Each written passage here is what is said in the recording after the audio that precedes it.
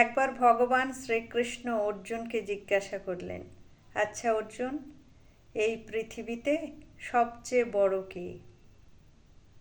অর্জুন একটু চিন্তায় পড়ে গেল।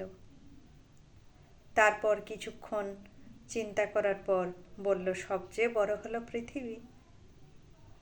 তখন ভগবান শ্রীকৃষ্ণ মৃদু হেসে বললেন, পৃথিবীকে তো চারিদিক থেকে সমুদ্র ঘিরে আছে, তাহলে পৃথিবী কি করে বড় হয়? অর্জুন বললেন, তাহলে সমুদ্র। ভগবান শ্রীকৃষ্ণ আবার মৃদু হেসে বললেন, সমুদ্রকে তো একবার অগস্ত্যমুনি পান করে ফেলেছিল, তাহলে সমুদ্র কি করে বড় হয়? তখন অর্জুন বললেন, তাহলে অগস্ত্যমুনি।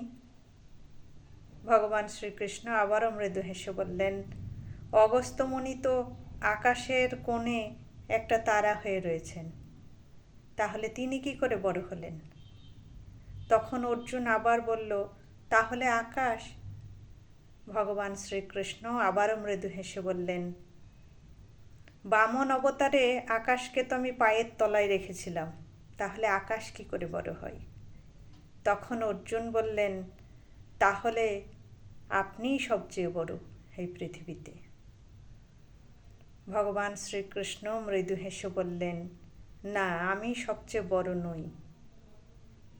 এই পৃথিবীতে সবচেয়ে বড় হলো ভক্তের হৃদয়, যে হৃদয়ে তারা ভগবানকে রাখে। যে হৃদয়ে আমি থাকি, সেই হৃদয়ই হলো সবচেয়ে বড়। এই পৃথিবীতে সবচেয়ে বড় জায়গা হলো ভক্তের হৃদয়।